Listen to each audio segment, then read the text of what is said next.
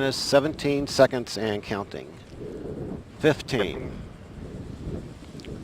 12, 11, 10, 9, 8, 7, 6. Go for main engine start. Main engine start. 2, 1. Booster ignition and liftoff of the Space Shuttle Discovery, returning to the space station, paving the way for future missions beyond.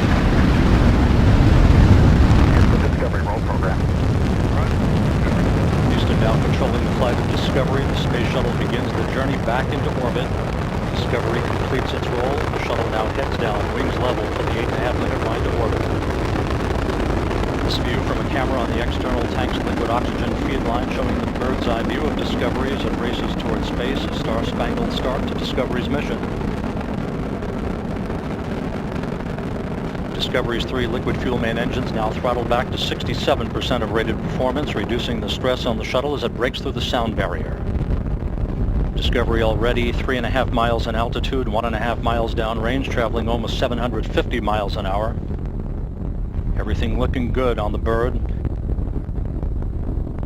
57 seconds into the flight, engines beginning to rev up. Standing by for the throttle up call from Capcom Steve Frick. Discovery Houston, go at throttle up. Roger, go at throttle up, sounds UHF only. The throttle up call acknowledged by Commander Steve Lindsay. And Discovery Houston, its expected data hits, it'll clear shortly. Copy. Lindsay joined on the flight deck by pilot Mark Kelly, flight engineer Lisa Nowak, and mission specialist Mike Fossum. Mission specialists Piers Sellers, Stephanie Wilson, and Thomas Ryder of the European Space Agency down on the middeck. Ryder headed for 6 months on the International Space Station. 1 minute, 47 seconds into the flight, 22 miles in altitude, 18 miles downrange, traveling 2,600 miles an hour. Standing by for solid rocket booster separation.